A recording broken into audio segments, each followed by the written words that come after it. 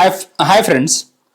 जैसे कि आपको पता है हम यहाँ पे रिवॉल्यूशनरी मूवमेंट्स कर रहे हैं। First phase of the revolutionary activities जो 1907 से लेकर 1917 के दौरान हुई थी, और जो सबसे शुरुआत जो हुई थी उसकी वो थी अनुशीलन समिति के साथ। हमने बंगाल का पूरा देखा, हमने बंगाल की एक्टिविटीज हमने देखी, बंगाल, बिहार और उड़ीसा वाला रीजन हमने पूरा कवर कर लिया है। अब यहाँ पे ऐसा तो नहीं था कि सिर्फ बंगाल में ही सीमित थी, हर जगह पे रिवॉल्यूशनरी एक्टिविटीज, बिकॉज जितने भी all over world secret societies बन रही थी, ऑल ओवर वर्ल्ड जितने भी रिवॉल्यूशनरी मूवमेंट हो रहे थे उससे इंडियंस भी इंस्पायर हो रहे थे।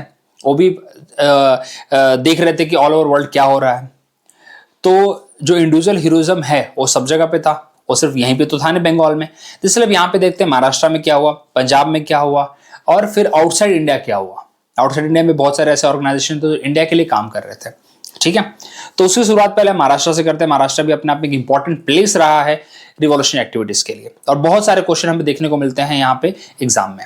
तो शुरुआत करते हैं यहाँ पे वासुदेव बलवंत फड़के। देखिए भाई, फादर माने जाते हैं, फादर ऑफ इंडियन रिवॉल्यूशन आप बोल सकते हैं यहाँ से। इनकी मतलब लोग तो वैसे बोलते हैं कि अपने फादर ऑफ इंडियन अनरेस्ट हम इनको कहते हैं, बाल गंगाधर तिलक को, लेकिन रिवॉल्यूशनरीज के लिए मैं बोलता हूँ कि he can be called as a father of the Indian revolution, because सबसे पहले शुरुआत आर्म्ड रिविलियन की इन्हीं से हुई, रामोसी पीजेंट अपराइजिंग, जिसमें इन्होंने जो रामोसी जो पीजेंट्स थे, मतलब अगेंस्ट द ब्रिटिशर्स इन्होंने खड़ा किया, आर्म अपराइजिंग इन्होंने चालू की। ऑल्दो बहुत इजीली इसको रिप्रेस कर दिया ब्रिटिशर्स ने, लेकिन वहां से एक इंस्पिरेशन मिलता है 1978 में, वासुदेव बलवंत फड़के। ठीक है, बहुत इजीली इसको सप्रेस कर दिया, बहुत इजीली। ठीक है, लेकिन देन टू एक इंस्पिरेशन मिलता है कि we can also do it, we can also do it. उसके बाद बाल गंगाधर तिलक का रोल बहुत इंपॉर्टेंट रहा है, और specially during the time of 1897। आपको पता होगा बाल गंगाधर तिलक दो यहाँ पे चलाते थे, न्यूज़पेपर चलाते थे, एक मराठा था और एक केसरी था।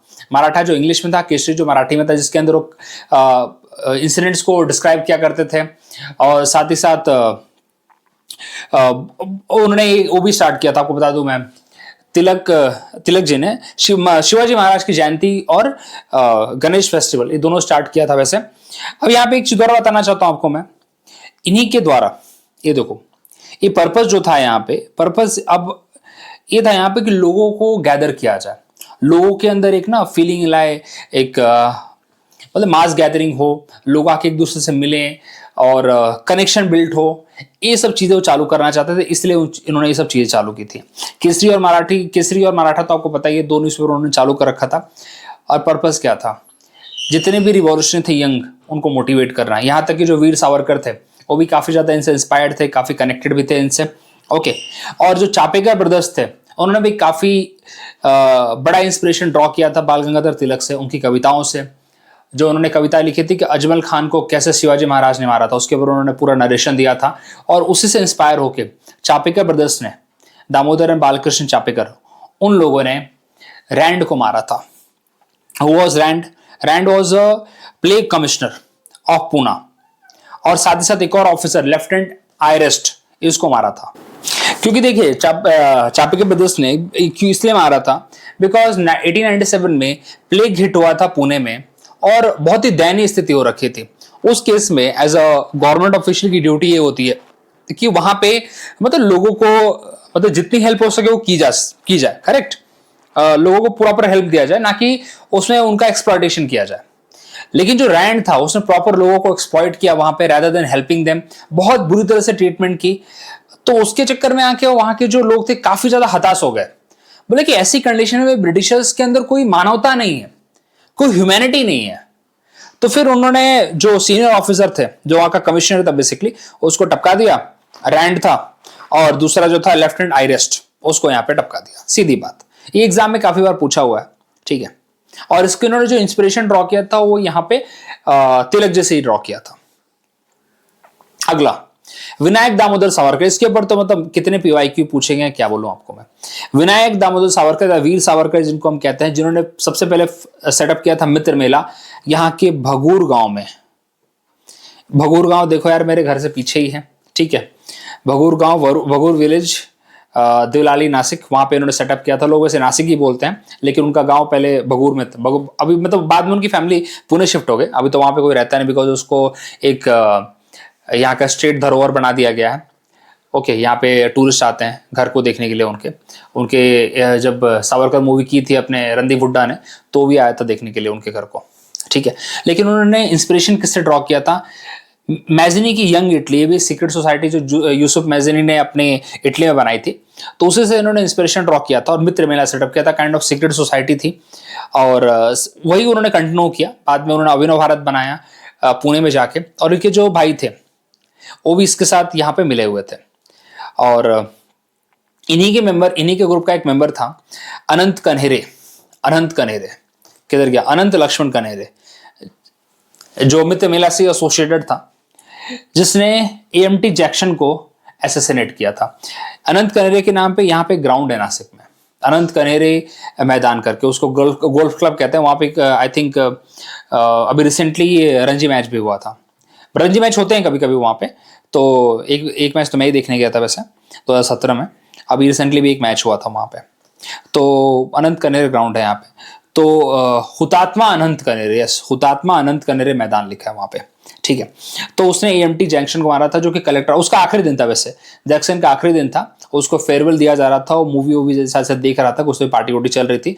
अनंत कनेरे एक 17-18 साल का था, घुसा अंदर, सीधा माथे पे गोली मारी और बोले चलो।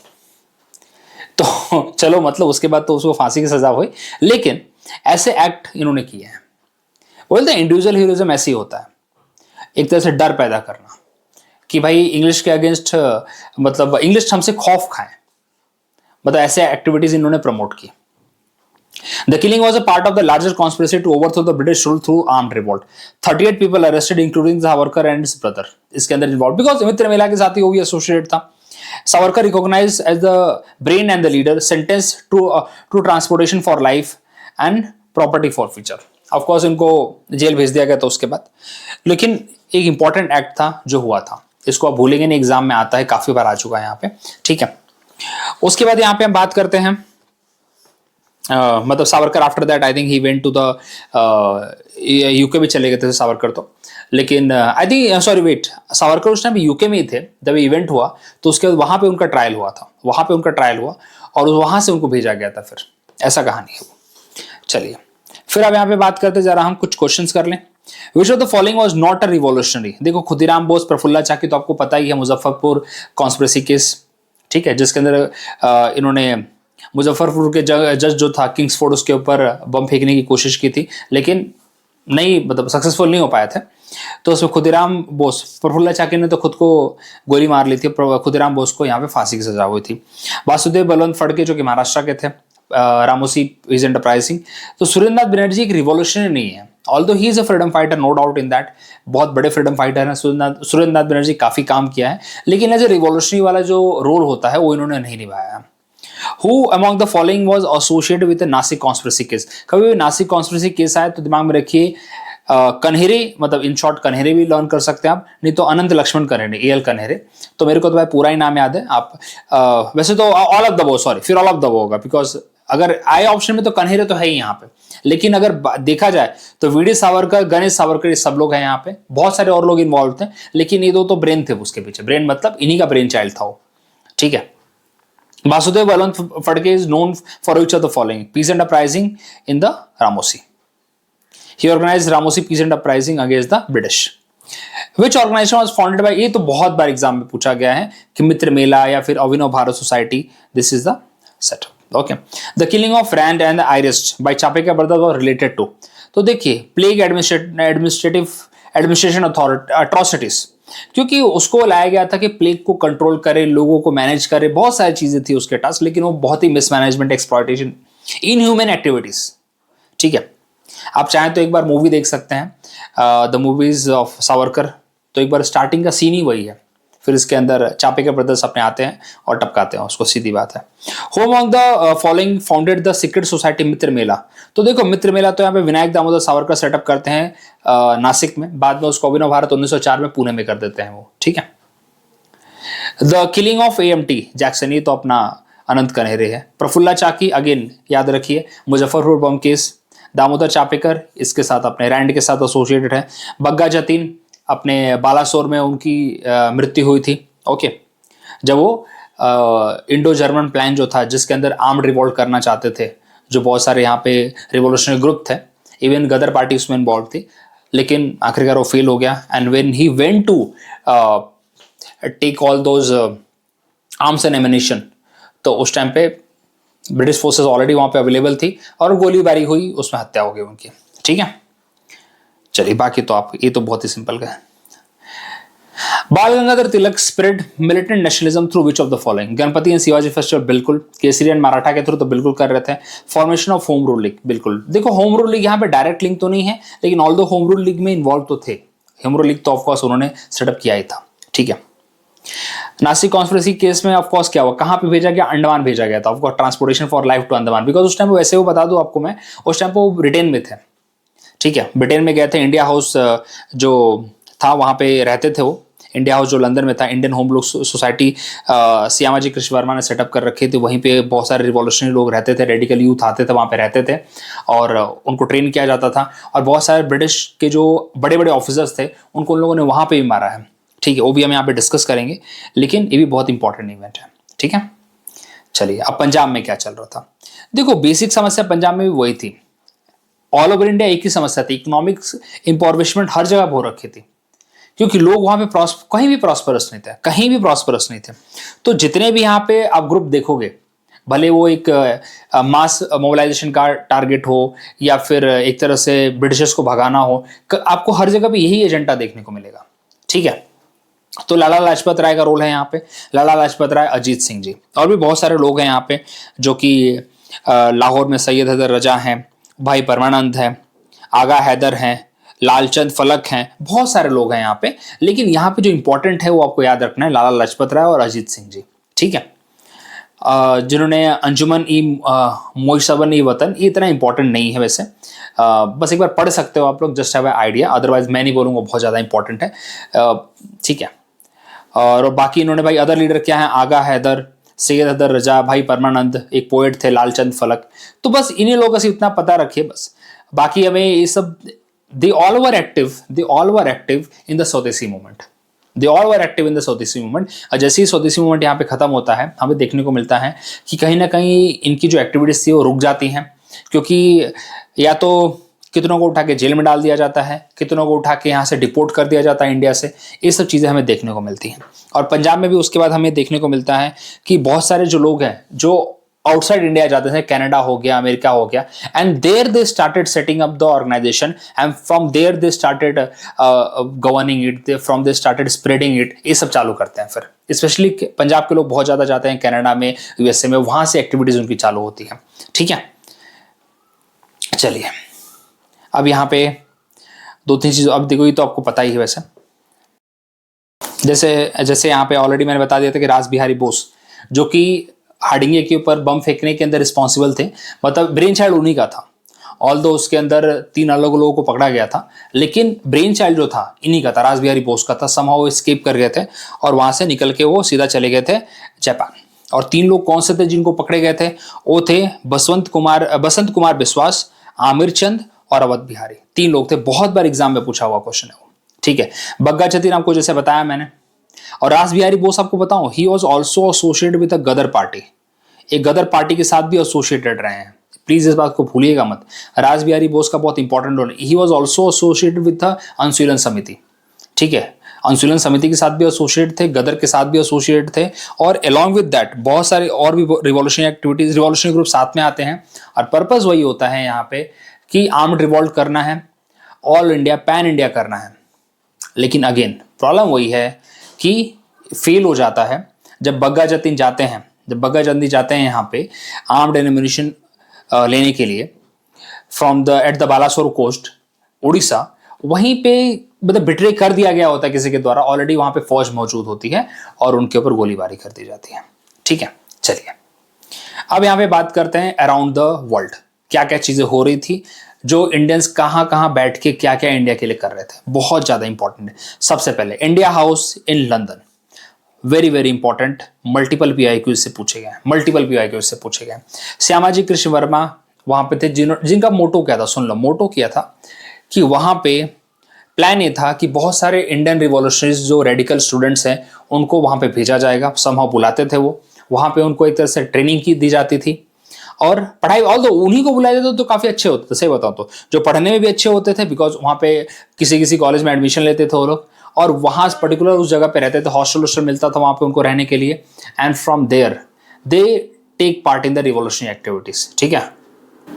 और वहां से एक जर्नल भी चलाते थे जिसका नाम था द इंडियन सोशलॉजिस्ट। एग्जाम में बहुत बार पूछा है द इंडियन सोशलॉजिस्ट कौन चलाता था, कौन सी सोसाइटी चलाती थी, तो इंडियन होम रूल सोसाइटी चलाती थी, जो कि श्यामाजी कृष्ण वर्मा जी ने सेटअप किया था लंदन के अंदर। वहां से एक जर्नल को चलाया जाता था। पर्पस यही था इंडिया के वेलफेयर की बातें करना, ब्रिटिशर्स किस तरीके से इंडिया को डिस्ट्रॉय कर रहे हैं, क्या किस तरह से प्रताड़ित कर रहे हैं, वो सब चीजों को वहां पे पब्लिश किया जाता था। सब जर्नल्स का पर्पस वही था।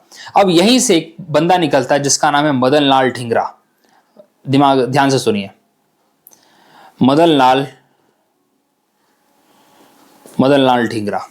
और मदन लाल ढींगरा वो पर्सन है जिसने मतलब अपनी फैमिली के अगेंस्ट जाके ही वेंट देयर, वहां पे इंडिया हाउस के साथ जुड़ा रहा वो, और उसने एक पर्सन को मारा जिसका नाम था कर्जन वाइली। कर्जन वाइली को उसने वहां पे टपकाया।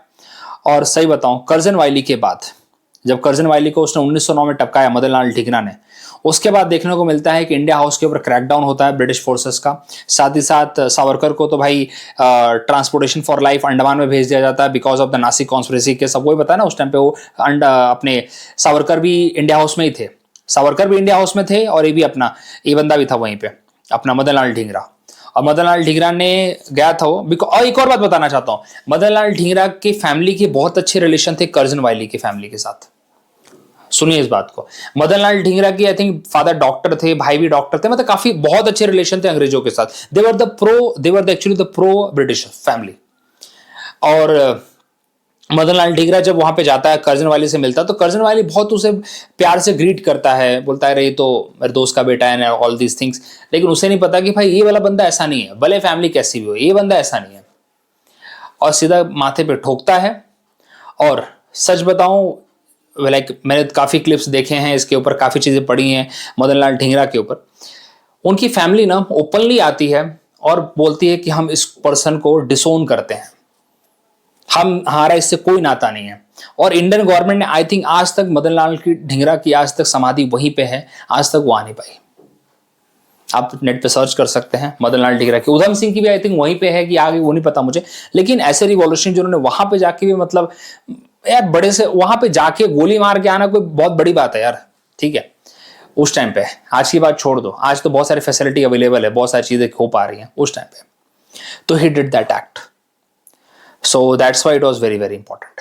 Okay, तो कर्जन सॉरी इसका आपने इनका भूलिएगा मत, मदन लाल ढींगरा का जिसने असैसिनेट किया था, ठीक है। और उसके बाद जब इसके डेथ मतलब जब असैसिनेशन के बाद हमें देखने को मिलता है कि क्रैकडाउन होता है। बाद में सावरकर को लाइक नासिक कॉन्स्पिरेसी केस की वजह से he went to the Andaman jail भेज दिया जाता है। उसके बाद लंदन से शिफ्ट होके जो अगली एक्टिविटी चालू होती है वो पेरिस और जेनेवा में होती है।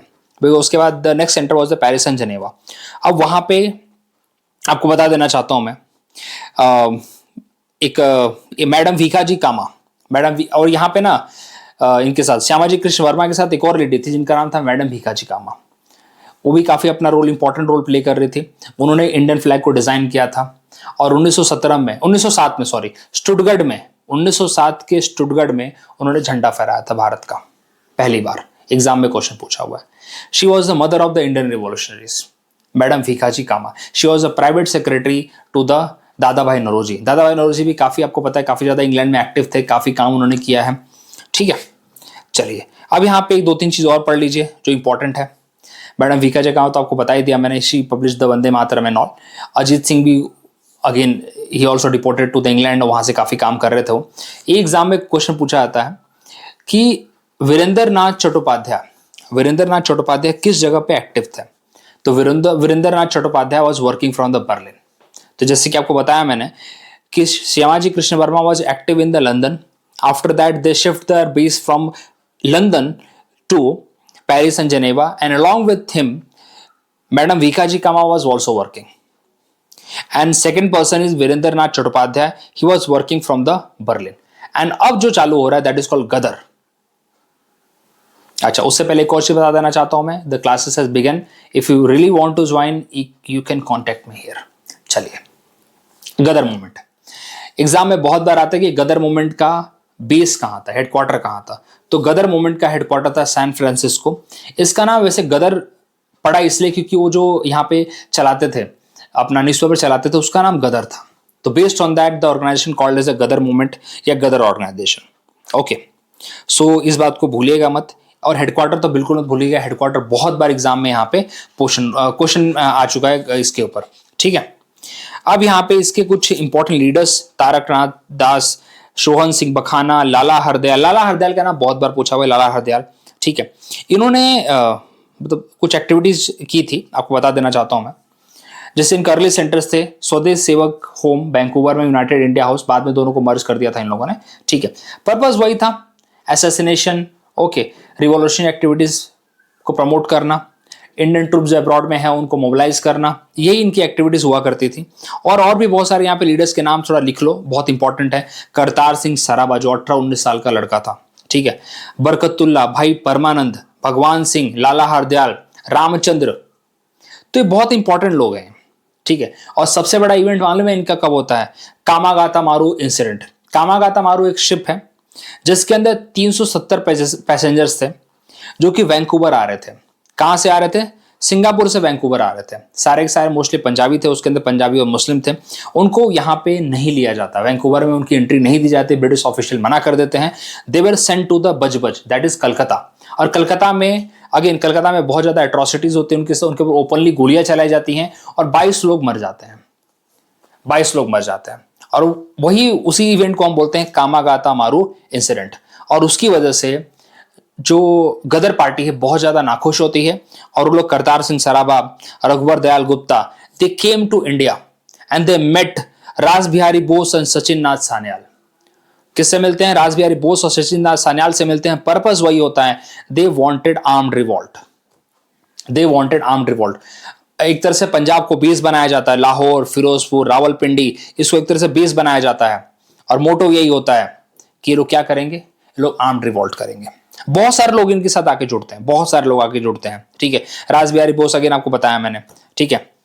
तो और उसका बग्गा जतीन इंडिया में है, अब पूरे अनुसूलन समिति इनके साथ जुड़ी हुई है। तो मोटो यही है। लेकिन अगेन कोई ना कोई ट्रेचर निकल ही जाता है, कोई ना कोई बिट्रेयर निकल ही जाता है जो प्लान को फ्लॉप करा देता है और फिर बग्गा जतीन की डेथ हो जाती है, ठीक है। और फिर again the plan got flopped, ठीक है। तो एक तरह से बड़े लेवल पे कुछ नहीं कर पाते हैं, लेकिन ऑल दो that was again inspiring activity जो इन्होंने की थी यहाँ पे।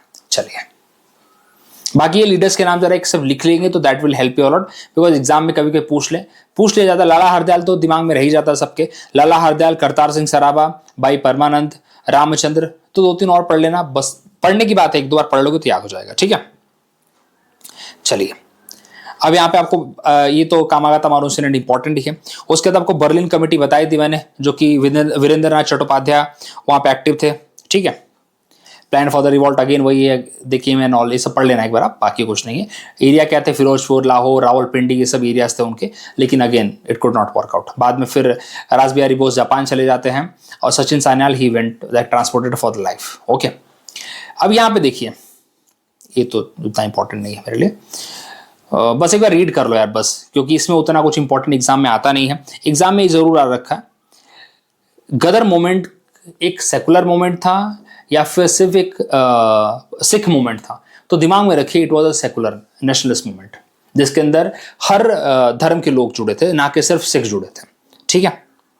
चलिए, बाकी 2-3 जो और क्वेश्चन आते हैं आपको बता देना चाहता हूं। बर्लिन कमेटी किसने सेटअप की थी? तो अगेन उनका नाम क्या था? वीरेंद्रनाथ चट्टोपाध्याय। बाद में भूपेंद्र नाथ दत्त और लाला हरदयाल उनसे आके जुड़े थे, ठीक है।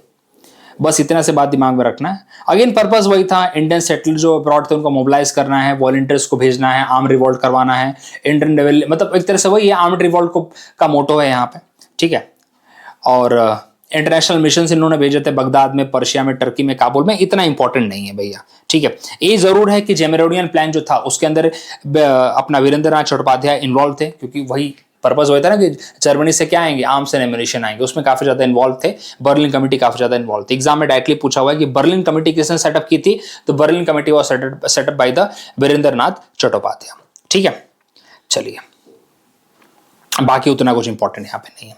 म्यूटिनी इन सिंगापुर में वैसे भी एक नाम पढ़ लो कि 5 लाइट इन्फेंट्रीज 36 सिख बटालियन, और बाकी ये नाम भी उतना नहीं पूछे जाते यार, सही बताऊं तो। जामदार चिश्ती के कितने नाम याद करोगे, इतने नाम आपको नहीं पूछे जाते हैं, ठीक है। तो इसलिए इतना इसके ऊपर जान तोड़ने की जरूरत नहीं है। ओके, बस इतनी सी बात है। आपको कुछ एक्टिविटीज कभी नहीं भूलनी है, एग्जाम में हमेशा आती है। जैसे कि आपको रिकेप करा दूं मैं, तो महाराष्ट्र की मित्र मेला नहीं भूलना है भैया आपको। उसके बाद गदर के ऊपर जो क्वेश्चंस बहुत आ रखे हैं गदर के ऊपर, ठीक है। तो चलिए जा कुछ पीआईक्यू क्वेश्चन कर लेते हैं। अच्छा, एक और चीज, इनकी कुछ न्यूज़पेपर्स एग्जाम में आपसे हमेशा आते हैं, जो लास्ट वीडियो में आपको बताया था मैंने। संध्या, युगांतर, काल। संध्या और युगांतर बंगाल में चलाए गए थे, और काल न्यूज़पेपर चलाया गया था आपका महाराष्ट्र में, ठीक है। चलिए, Which revolutionary body was established in 1915 in Europe with the support of the German government? Berlin committee. कौन था भैया? वीरेंद्र नाथ चट्टोपाध्याय। बाद में भूपेंद्र नाथ दत्ता और लाला हरदयाल उनको आके ज्वाइन करते हैं, and they supported the Zimmerman plan. Zimmerman plan क्या था? जर्मनी साइड आर्म्स एलिमिनेशन भेजे जाएंगे। Who among the following leader was associated with the establishment of provisional government in Kabul? Kabul में किसे सेट किया था? राजा महेंद्र प्रताप सिंह। डायरेक्ट क्वेश्चन आ चुका है, पीवाईक्यू है आपका, ठीक है। चलिए, और इसको रिकॉग्नाइजेशन किसने दी थी? इसको टर्की ने, इराक ने रिकॉग्नाइजेशन दी थी, ठीक है, इस पर्टिकुलर गवर्नमेंट को। चलिए, which event in 1915 involve mutiny by Indian soldiers station in Singapore? Singapore mutiny नाम है उसका, बस इससे ज्यादा पढ़ने की जरूरत नहीं है। Which of the following leader is correctly matched with their revolution act? Lala Hardayal Berlin committee से नहीं है। लाला हरदयाल किससे एसोसिएटेड है? यहाँ पे लाला हरदयाल आपका गदर मूवमेंट से एसोसिएटेड है। मैडम भीकाजी कामा गदर पार्टी के साथ थे, बिल्कुल। Kartar Singh Sarabha Berlin committee, correctly match. ये तो सारा ही गलत बता रहा। अच्छा, लाला हरदयाल ऑल दो यार, इतना मिक्स क्यों करते हैं लोग? ठीक है, चलो कोई। लाला हरदयाल बर्लिन कमेटी से जरूर थे, लेकिन लाला हरदयाल यहाँ पे गदर पार्टी के साथ भी एसोसिएट थे, ठीक है। मैडम भीकाजी कामा, यार कहीं ना कहीं मैडम भीकाजी कामा एसोसिएट हुई थी, पर ठीक है, that's again a doubt. PSC वाले क्वेश्चन यही आते हैं, स्टेट पीएससी के क्वेश्चन ऐसे ही बनते हैं थोड़ा बहुत। लाला हरदयाल ठीक है, मैं मान सकता हूँ, लेकिन अगेन काबुल मिशन तो था नहीं भाई इनका, ये तो क्लियर कट है। रास बिहारी बोस का काबुल मिशन यहाँ पे था ही नहीं, वो राजा महेंद्र प्रताप सिंह का था, ठीक है। राजा महेंद्र प्रताप सिंह ने यहाँ पे काबुल मिशन भेजे थे। ओके, चलिए। The Ghadar movement primary achievement lay in which of the following? Military victories against the British, successful mass uprising in Punjab, propagating militant and secular nationalism. Correct, ये तो है यहाँ पे। करजन वाली के किसने टपकाया था? करजन वाली को मदन लाल ढिंगरा ने किया था, ठीक है, जो कि लंदन में मारा था उसने। Defence of India act was primarily enacted to suppress which of the revolutionary movement? Ghadar movement. Okay. Komagata Maru incident 1914 में हुआ था, 13-14 में हुआ था, ठीक है, इतना स्पेसिफिक करने की जरूरत नहीं है। Which of the following statement about the Ghadar party? It was headquartered in San Francisco, बिल्कुल। Mainly comprised ex soldiers, peasants from the Punjab, बिल्कुल। It aim to creating communal division, communal division नहीं था यार, ठीक है। So this is all about. तो देखिए हमारी अब इसके ऊपर अगले वीडियो में आपको मैं पूरा एक तरह से रिकैप करा दूंगा इसका, जो भी हमने पढ़ा है। और अगला जो हमारा टारगेट रहेगा, अब रहेगा हमारा 1916 में क्या हुआ था, क्योंकि अब, और हाँ, इससे पहले 1908 से लेके 1916 तक के जितने भी आईएनसी के सेशन थे उसको एक बार डिस्कस कर लेंगे, और फिर 1916 में जो एक्टिविटीज अब चालू होंगी उसको हम यहाँ पे डिस्कस करेंगे। That is our next target, ठीक है। तो चलिए मिलते हैं अगले वीडियो में यहाँ पे। Thank you very much.